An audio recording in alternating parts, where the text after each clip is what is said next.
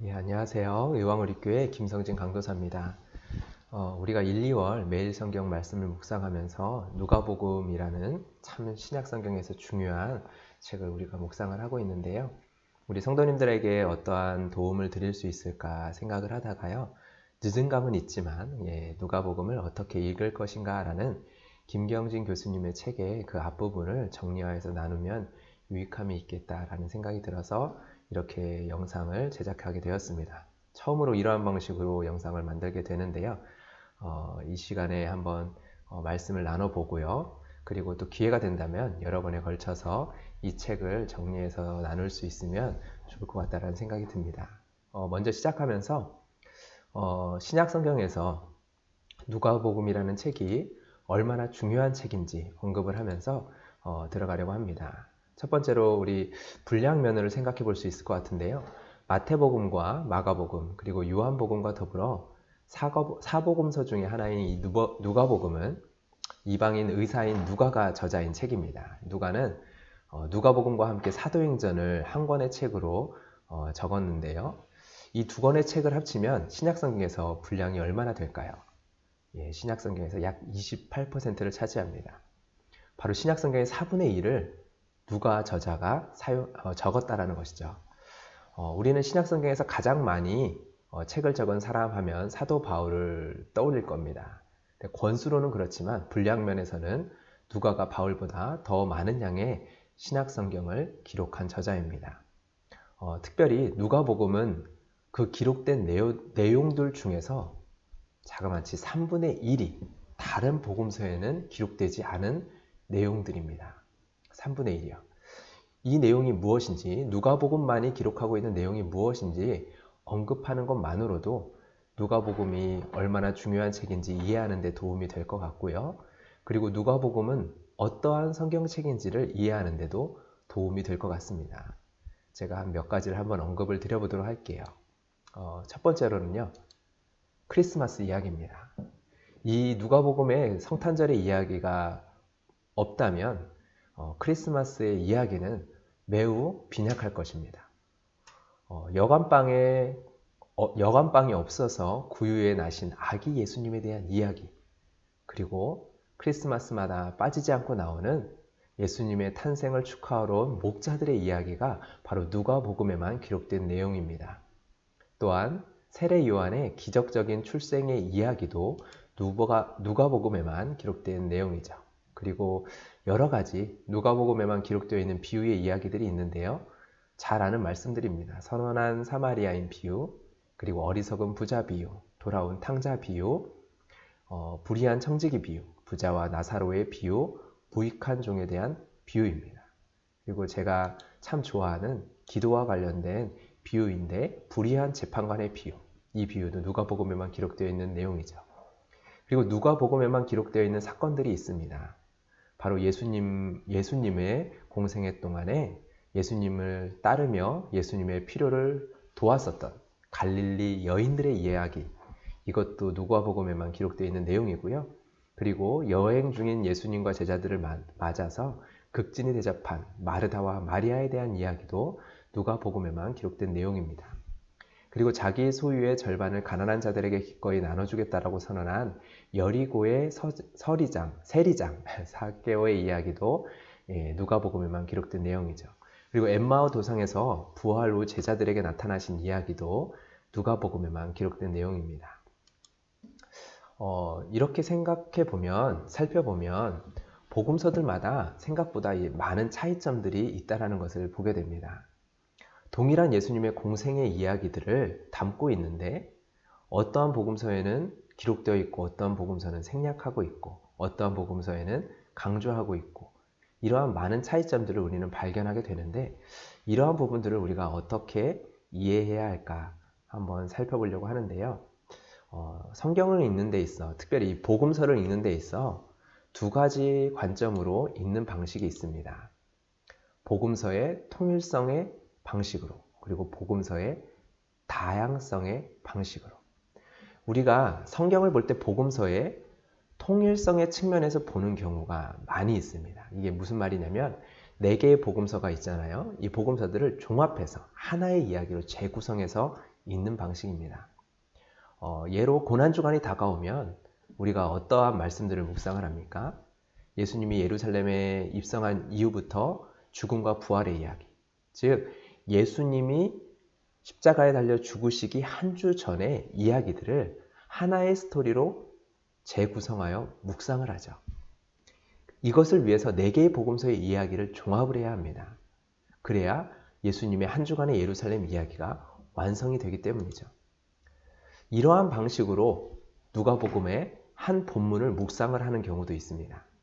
누가복음을 묵상을 하는데 생략된 한 사건 안에 생략된 내용이 있어요. 그래서 동일 본문이 있는 마태복음이나 마가복음을 찾아보면서 하나의 완성된 이야기로 재구성하는 거죠. 이렇게 퍼즐처럼 하나의 사건을 복음서의 이 책, 저 책에서 가져와서 읽는 방식인 겁니다. 이렇게 읽을 때 분명 얻는 유익한 부분이 있습니다. 예수님의 이야기가, 스토리가 이렇게 흘러갔었구나. 그런데 이렇게 되면 놓치게 되는 부분도 있어요. 이게 무엇이냐? 바로 복음서의 다양성의 측면입니다. 여러분, 복음서의 통일성이 아니라 다양성이라는 측면으로 읽는 방식이 있습니다. 보세요. 예수님의 실제 역사 가운데에서 예수님께서 행하셨던 행동, 그리고 예수님이 가르치신 말씀, 바로 예수님의 삶이 있죠. 역사적인. 그리고 복음서의 저자의 확대된 관심이 있습니다. 여기서 이 확대된 관심이라는 것이 무엇이냐라면 복음서의 저자, 누가복음 같은 경우는 누가겠죠.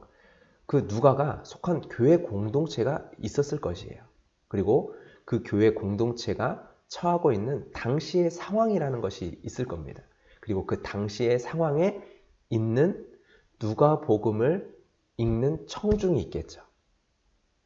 지금 우리 상황을 생각을 해보면 우리는 코로나라는 상황에 처해 있습니다. 그리고 이러한 상황으로 인하여 파생되는 여러 가지 상황들이 있죠. 그리고 그러한 상황으로 인해서 우리가 주되게 고민하고 그리고 생각하게 되어지는 지점들이 있습니다. 이런 코로나의 상황 때문에 경제적인 어려움에 처해지게 되어지고 그러한 경제적인 어려움들로 인해서 고통받는 약자들, 특히 소상공인들에 대한 상황들, 그 상황들에 우리는 관심을 가지게 되어집니다. 그러면서 국가의 역할과 국가의 그 역할의 범위에 대해서도 생각해 보게 되죠. 그리고 특별히 이게 바이러스 문제이기 때문에 자연에 대한 관심도 가지게 되며 그리스도인들은 자연을 어떻게 관리해야 되는지에 대해서도 다시금 생각해 보게 되죠. 여러분, 이러한 상황 가운데에서 있는 청중이 있는 것입니다. 바로 우리처럼요. 복음서의 저자도 마찬가지죠. 복음서의 저자도 이러한 상황과 청중을 고려하면서 그들에게 복음서를 적습니다. 그리고 그 과정 속에서 예수님의 말씀과 예수님의 가르침 중에 관심을 가지고 주목하는 부분이 생기게 되는 거죠. 그 상황들로 인해서요. 그 청중들로 인해서요. 예수님이 하지 않으신 일, 그리고 예수님이 하지 않은 말을 만들어낸다는 것이 아니라 어떤 한 영역을 확대하여서 관심을 집중한다는 것입니다. 이 복음서의 저자가 확대된 관심으로 적는다는 것을 장님이 코끼리를 만지는 것과 같이 생각을 하면 안 돼요. 이렇게 오해를 하면 안 됩니다. 장님이 코끼리를 만지면서 뒷다리를 만지며 이렇게 나무 기둥같이 생긴 것이 코끼리구나. 코끼리의 코를 만지면서 코끼리가 뱀처럼 생겼구나. 이렇게 복음서의 저자가 한 부분만을 집중하여서 왜곡시켰다는 말이 아닙니다. 틀린 말이 아니라 바로 예수님께서 가르쳐 주신 말씀과 예수님의 가르침들 가운데 어떠한 영역을 중심적으로 관심을 가지고 그 부분을 확대하여 기록했다라는 것입니다. 이 부분을 바로 저자의 해석이다라고 이야기를 합니다. 여기서 해석이라는 것에는요, 3가지의 방식이 있습니다. 첫 번째는 추가, 두 번째는 생략, 세 번째는 순서의 전이입니다. 예수님의 이야기들 중 어떤 복음서에는 없는 것을 추가하는 방식으로 성경을 기록하기도 합니다. 그리고 나머지 3개의 복음서에는 다 기록되어 있는데 그것을 생략하는 방식을 취하기도 합니다. 그리고 다른 복음서에 기록되어 있는 순서와 다르게 이야기의 순서, 예수님의 사건의 순서를 바꾸는 방식으로 기록을 하기도 합니다. 이렇게 복음서들 간에 이 3가지의 차이를 발견할 수 있고요. 이 차이점은 각 저자의 확대된 관심이라고 말할 수 있다는 것입니다. 그런데 먼저 기억해야 될 것이 있습니다. 성경의 저자는 누구입니까? 성령 하나님이십니다. 이 성경은 하나님의 말씀이에요. 우리가 성령의 감동으로 성경이 영감되어서 기록되었다라고 했을 때는요. 성경의 1차 저자는 성령 하나님이시지만 2차 저자인 저자도 바로 누가복음 같은 경우에는 누가도 성령 하나님께서 붙잡아 주셔서 영감하여 주셔서 성경을 적게 하여 주셨다라는 것입니다. 그 의미 안에는 저자의 해석, 즉 저자의 확대된 관심까지도 성령에 영감되었다라는 것입니다. 우리가 믿는 바는 바로 이 사실이죠. 결론입니다. 복음서들 간의 차이는 모순이 아니다. 복음서의 다양성이다 라는 겁니다. 그리고 그 다양성은요.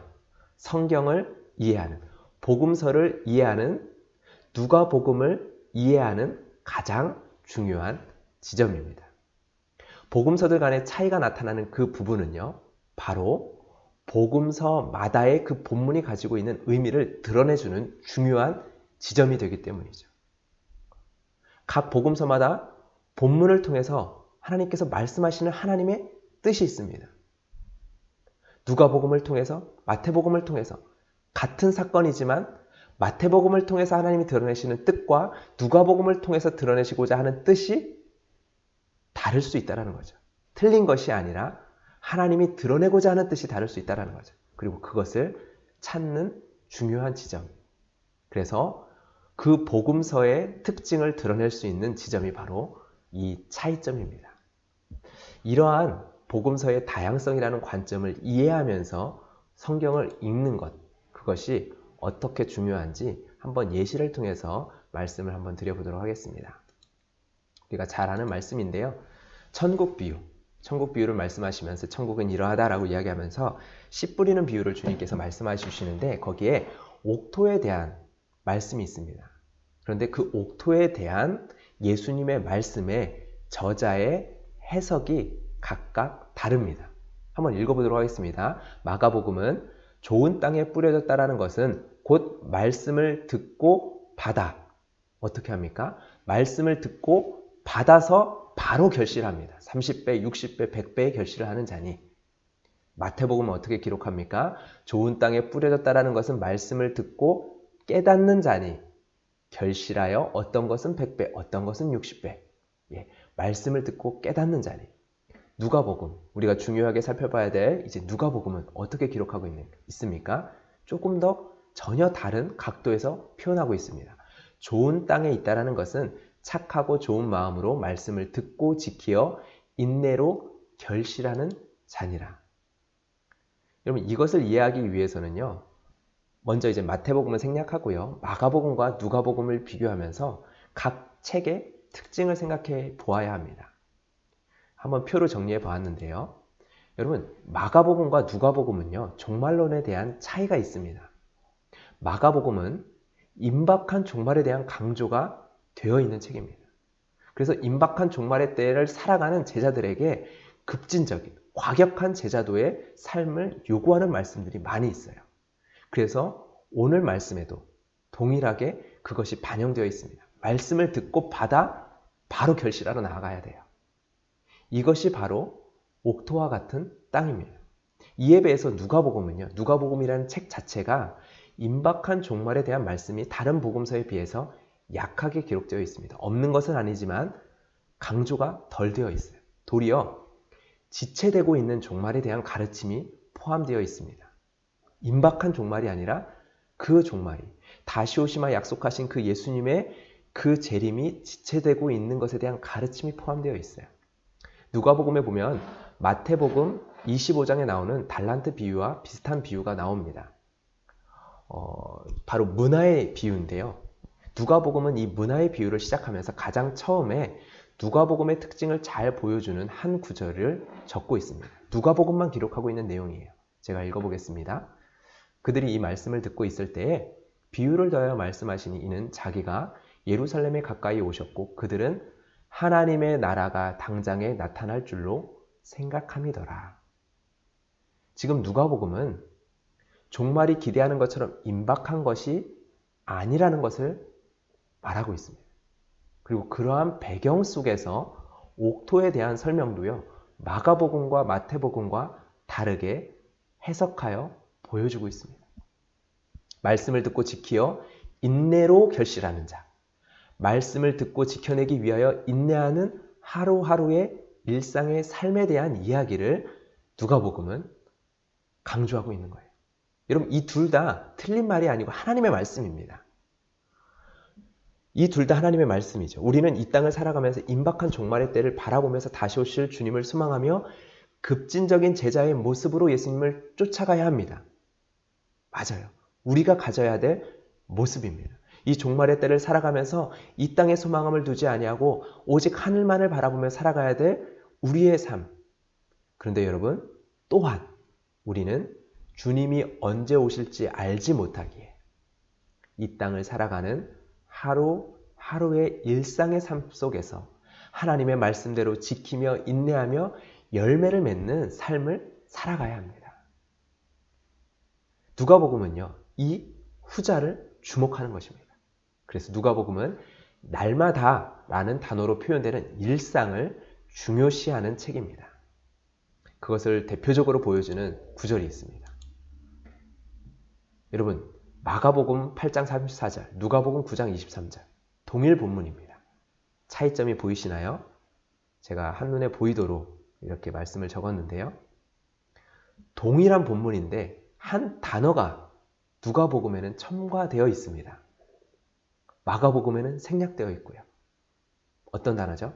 날마다라는 단어입니다. 동일한 내용을 담고 있습니다. 마가복음이나 누가복음이나. 그런데 자기 십자가를 지고 예수님을 따라가는 삶 가운데 일상에 대해서 누가복음은 더욱 관심을 가지고 있는 것입니다. 예수님을 따라가는 나의 오늘이나 내일이나 변함없이 꾸준히 올바르게 따라가는 하루하루의 삶, 날마다의 삶, 하나님의 말씀을 붙들고 지키며 인내하며 살아내는 하루하루의 삶에 대해서 주목하며 가르치고 있는 책이 누가복음인 것입니다. 그래서 누가복음은요, 일상의 삶 속에서 마주하는 가장 큰 문제, 무엇일까요? 돈의 문제에 대해서 많이 할애하여 말하고 있습니다.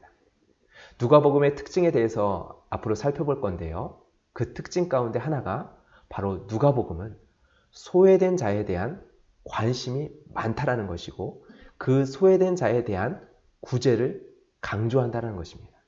그리고 더불어 이러한 구제에 참여하여야 할 부자들에 대한 가르침이 다른 복음서에 비하여 강조되어 있습니다. 이러한 누가복음이 가지고 있는 특징들을 한번 3가지만 살펴보려고 하는데요. 누가복음의 특징들이 여러 가지가 있습니다. 여러 가지를 말할 수 있는데 이 시간에는 3가지만 시간상 한번 말씀을 드려보려고 합니다. 첫 번째는 앞서서 말씀드린 것처럼 소외된 자들에 대한 관심입니다. 소외된 자들에 대한 관심. 첫 번째로는 누가복음에만 기록되어 있는 내용이죠. 앞서서 이야기해 드린 대로 예수 탄생 시 방문한 목자들에 대한 이야기. 여러분, 당시의 목자들은요, 남의 양을 훔치는 일이 많아서 당시 사회에서는 신뢰할 수 없는 인물로 낙인 찍힌 사람들이었다라고 이야기합니다. 그래서 법정에서 증인의 자격도 가질 수 없었던 하류 계층의 가난한 사람들이 바로 목자들이었다는 거죠. 그런데 이러한 목자들에게 구주 그리스도의 탄생이 제일 먼저 선포됩니다. 그리고 그 목자들을 증인으로 하나님은 세우시죠. 누가복음이 가지고 있는 바로 소외된 자들에 대한 관심이 대표적으로 드러나는 본문입니다. 그리고 두 번째는요, 목자들처럼 당대에 사회에서 멸시받는 계층이 있었습니다. 그런데 가난한 목자들과 다르게 이들은 부유층이었습니다. 누굴까요? 세리요. 누가복음에만 세리장 삭개오의 이야기가 기록되어 있고요. 예수님께서 세리였던 레위, 제자 레위를 제자로 부르시는 이야기가 누가복음에는 다른 복음서와 다르게 구체적으로 기록되어 있습니다. 특별히 레위를 부르신 이후에 레위가 큰 잔치를 베풀고 예수님을 초대한 이야기가 누가복음에는 기록되어 있는데요. 이때 세리와 다른 사람이 많이 함께 했다라는 이야기, 그리고 이를 비방하는 이야기가 기록되어 있습니다. 세리와 함께 하시는 예수님. 그리고 이와 더불어서 장애인, 소경, 나병 환자, 귀머거리, 저는 자, 앉은 뱅이들과 함께 하시는 예수님의 이야기들이 기록되어 있습니다. 특별히 탄생 기사처럼 당시 고대 사회에서 인정받지 못했었던 한 부류의 사람이 있는데 바로 어린아이들에 대한 이야기들이 누가복음서에는 더 많이 기록되어 있죠. 누가복음의 두 번째 특징은요, 바로 이 소외된 자들에 대한 관심과 더불어 그들에 대한 구제입니다. 한번 마태복음과 한번 비교를 해봤으면 좋겠는데요. 마태복음과 비교했을 때 이 강조점이 두드러지게 보여집니다. 마태복음 6장 19절과 21절의 말씀에 보면 보물을 땅에 쌓아두지 말고 하늘에 쌓아두라 라고 예수님께서는 가르쳐 주십니다. 그리고 누가복음에서는 누가복음 12장 33절과 34절에 이렇게 표현하고 있습니다. 너희 소유를 팔아 구제하여 낡아지지 아니하는 배낭을 만들라. 곧 하늘에 둔 바 다함이 없는 보물이니. 여러분 이해가 되십니까? 마태복음에서는 보물을 땅에 쌓아두지 말고 하늘에 쌓아두라 라고까지만 이야기하고 있는데 누가복음은 구체적으로 하늘에 쌓아두는 것이 무엇인지를 제시를 합니다. 그리고 그 제시하는 내용이 무엇이냐? 바로 소유를 팔아 구제하라 라는 것입니다. 한번 하나의 부분만 더 살펴보도록 하겠습니다. 마태복음 23장 25절에 26절입니다. 화 있을 진저 외식하는 서기관들과 바리새인들이여 잔과 대접의 겉은 깨끗이 하되 그 안에는 탐욕과 방탕으로 가득하게 하는도다. 눈먼 바리새인이여 너는 먼저 안을 깨끗이 하라. 그리하면 겉도 깨끗하리라. 누가복음은 마태복음과 같이 바리새인의 탐욕을 꾸짖는 장면을 기록을 하는데 여기에 앞선 본문과 똑같이 해결책을 아주 구체적으로 제시합니다. 한번 읽어볼까요? 주께서 이르시되 너희 바리새인은 지금 잔과 대접의 겉은 깨끗이 하나 너희 속에는 탐욕과 악독이 가득하도다. 어리석은 자들아 겉을 만드신 이가 속도 만들지 아니하였느냐? 그러나 그 안에 있는 것으로 구제하라. 그리하면 모든 것이 너희에게 깨끗하리라. 바로 구제하라.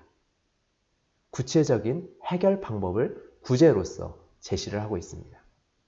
이 외에도 예수님의 비유와 사건 속에서 구제에 대한 강조들이 되어 있다는 것을 우리는 볼 수 있습니다. 세례 요한의 설교 안에도 그 내용이 들어가 있고요. 누가복음에만 기록되어 있는 내용입니다. 세례 요한의 설교 가운데 사복음서 모두 세례 요한이 회개의 세례를 전파한 이야기를 담고는 있는데요. 누가복음만 우리가 무엇을 하리이까 세례 요한에게 묻는 장면이 기록되어 있습니다. 그리고 요한은 회개에 합당한 열매를 맺으라고 하면서 옷 2벌 있는 자는 옷 없는 자에게 나눠줄 것을 말하며 세리들에게는 부과된 것 외에는 거두지 말라는 구체적인 가르침을 내리는 것을 기록을 하고 있습니다.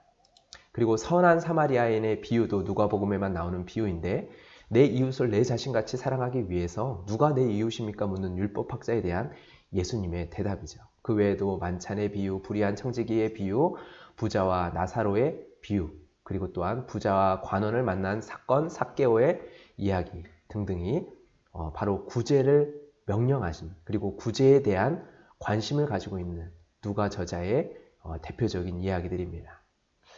이러한 특징과 함께 소외받았었던 계층들 중에 하나인 여성에 대한 관심이 누가복음에는 매우 큰 특징으로 드러나고 있습니다. 마지막으로 이 특징만 살펴보고 마무리하려고 합니다. 누가복음의 특징은요, 여성에 대한 관심이 참 많다는 것입니다. 당시 소외받던 계층 중 가운데 여성이 대표적이었죠. 이러한 여성에 대한 강조, 특별히 누가복음에만 등장하는 13명의 여성이 있습니다. 비유 속에 등장하는 여성까지 포함해서 한번 이름을 언급해 볼까요? 엘리사벳, 안나, 사렙다 과부, 나인성 과부, 헤롯의 청지기 구사의 아내 요한나, 수산나를 포함한 갈릴리 여인 등 마르다와 마리아, 18년간 꼬부라져 허리 펴지 못한 여자, 드라크마를 잃어버린 여인, 맷돌을 가는 두 여인, 불의한 재판관에게 호소하는 과부. 이 뒤에 세 가지는 비유 속에 등장하는 여성들의 이야기들이죠. 또한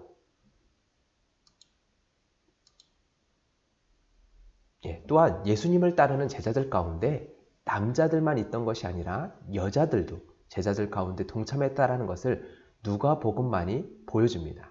누가복음 8장 1절부터 3절까지의 말씀을 한번 읽어볼까요?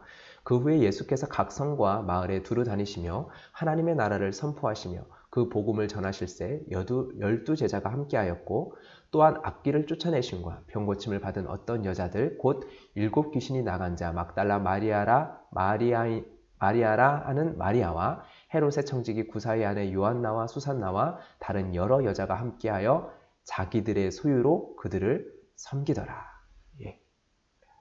예수님께서 매일같이 오병이어와 같은 기적으로 살아가시지는 않았습니다.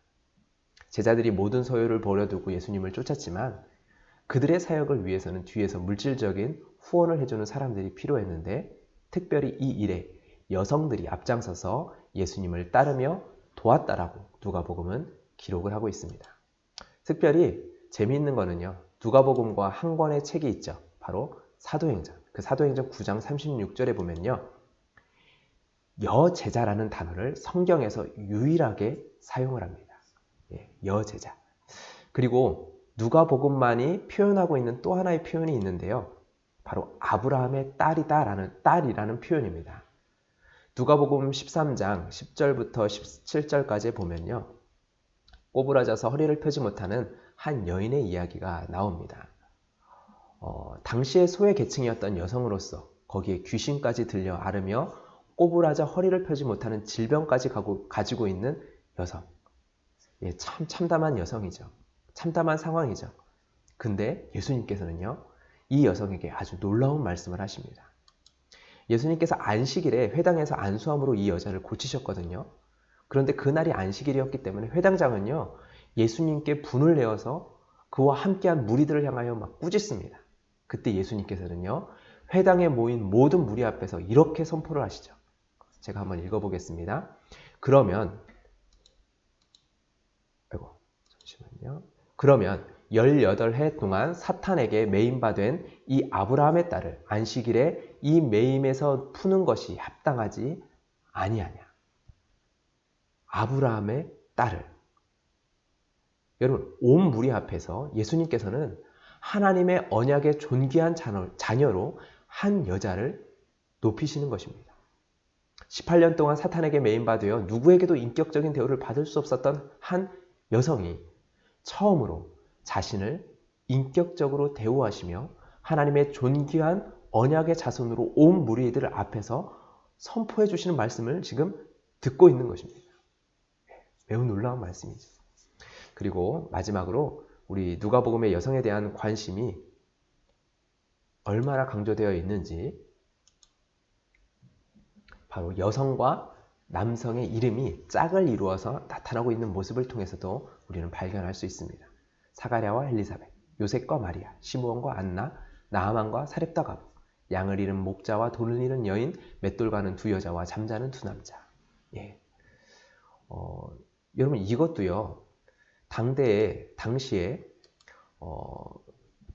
사람을 계수하는 데 있어서 계수되는 숫자에도 한마디로 사람으로도 취급되어지지 않고 남편의 소유물, 남편의 재산의 목록처럼 취급받았던 그 여성에 대한 존중이 어떠한지를 잘 보여주고 있는 표현입니다.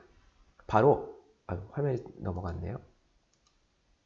바로 남자와 여자의, 남성과 여성의 평등을 보여주고 있는 아주 중요한 표현들입니다.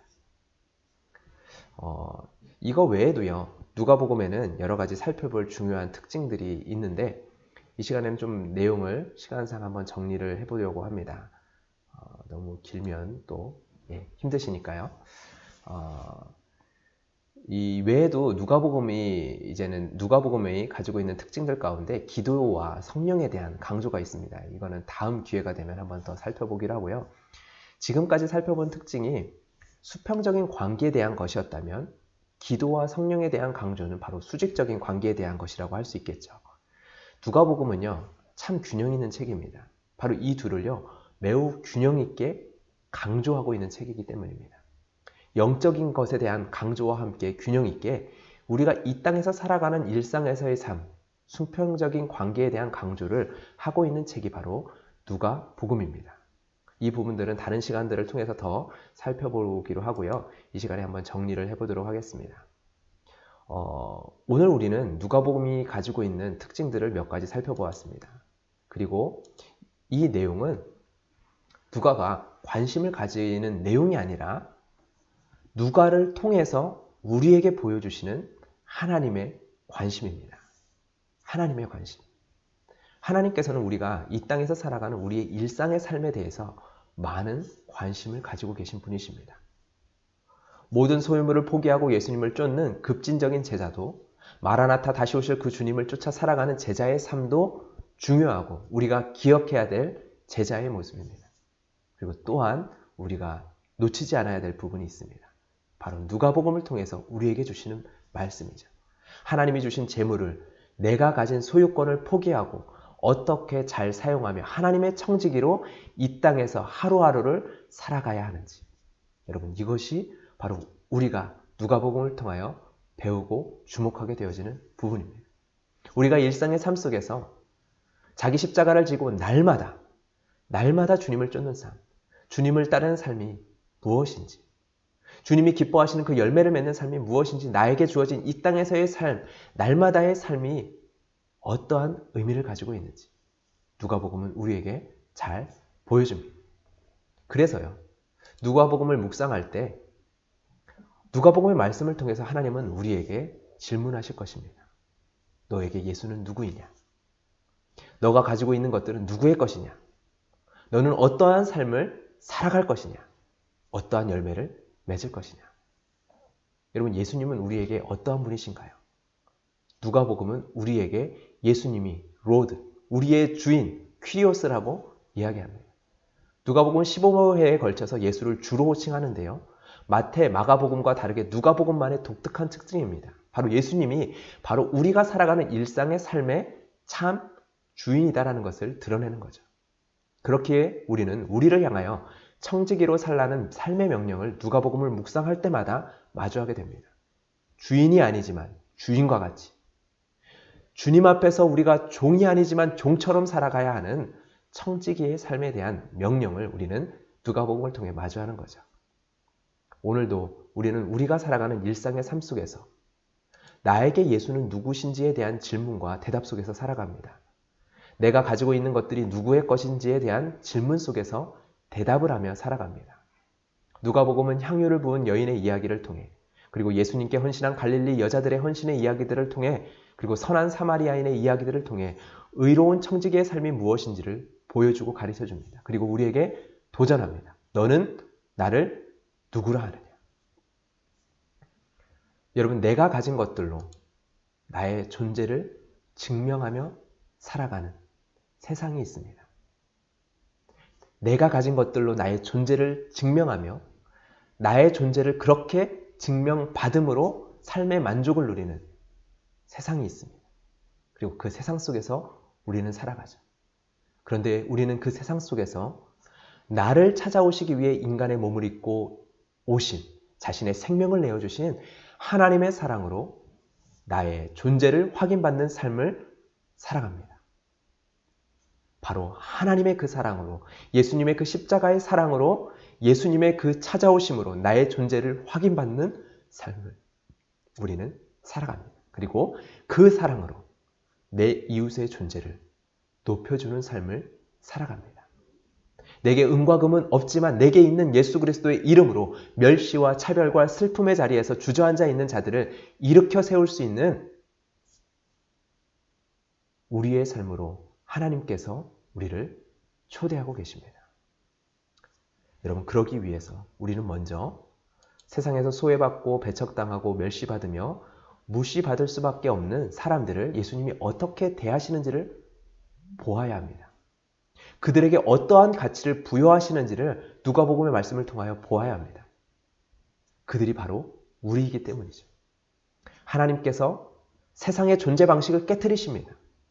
자신이 가진 힘으로 자신의 존재를 증명해야만 하는 세상 속에서 자신을 섬기는 종으로 내어주는 사랑을 통해서 하나님의 사랑을, 그리고 그 하나님의 사랑으로 우리의 존재를 증명해 주십니다.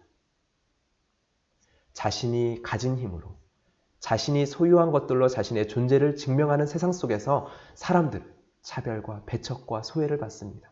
굶주림과 비교와 상대적 박탈감을 받습니다. 예수님께서는 향유 부은 여인을 가리켜 말씀하십니다.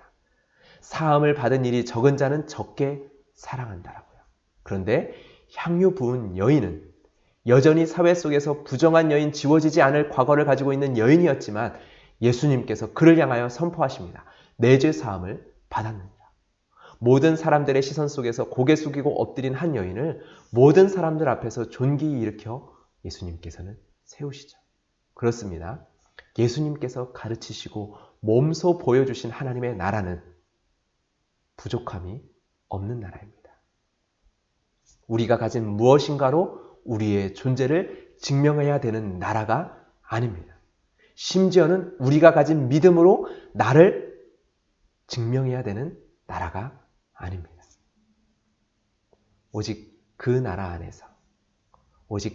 안에서 주님이 주시는 그 사랑으로 말미암아 우리가 우리의 존재를 하나님께서 어떻게 인정해 주시는지 맛보고, 그리고 그 사랑을 또한 세상 속에서 드러내고 나타낼 수 있는 의왕울교회 모든 성도님들이 되시기를 주님의 이름으로 축복합니다.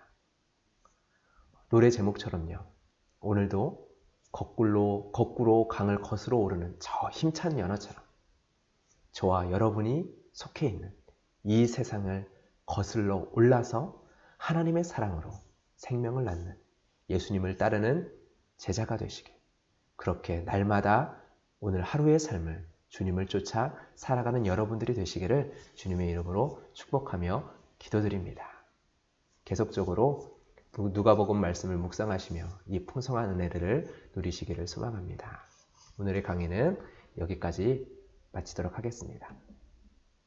함께 해주셔서 감사합니다.